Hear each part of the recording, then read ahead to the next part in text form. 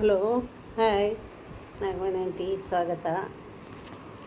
ಹೀಗೆ ಮುದ್ದೆ ಸೀಳುತ್ತೆ, ಮುದ್ದೆ ತುಪ್ಪ ಎಲ್ಲ ಚೂರಿರ್ತದೆ ಅಲ್ಲಿ ಕಾಣಿಸ್ತಾ ಇದೆಯಾ? ತುಪ್ಪ ಮುದ್ದೆ, ಇದು ಮೆಂತ್ಯ ಮುದ್ದೆ, ಉಪ್ಪಿನಕಾಯಿ ನಿನ್ನೆ ಮಾಡಿದ್ನಲ್ಲ ಉಪ್ಪಿನಕಾಯಿ,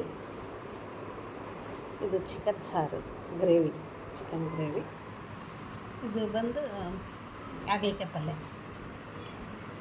ಹಾಗಲಕಾಯಿ ಇರ್ತಾವಲ್ಲ ದೊಡ್ಡ, ಅದು ಹಾಗಲಕಾಯಿ ಪಲ್ಯ. ಹಾಗಲಕಾಯಿ ಪಲ್ಯ ತುಂಬ ಇಷ್ಟ ನನಗೆ. ಹಾಗಲಕಾಯಿ ಪಲ್ಯ ಸೂಪರಾಗಿದೆ. ಮುದ್ದೆ, ಇದು ಮುದ್ದೆ ಅಂದರೆ ಮಾಮೂಲಿ ಮುದ್ದೆ ಅಲ್ಲ, ಮೆಂತ್ಯ ಮುದ್ದೆ ಅಂತ. ಗೊತ್ತಾಯ್ತು ಇಲ್ಲ ಗೊತ್ತಿಲ್ಲ, ಮೆಂತ್ಯ ಹಾಕಿ ಮಾಡಿರ್ತೀವಿ. ಮೆಂತ್ಯ ಮುದ್ದೆ ತುಪ್ಪ ಎಲ್ಲ ಸೋರಾಗಿದೆ, ತಿಂದು ಹೇಳ್ತೀನಿ. ಸೂಪರಾಗಿದೆ.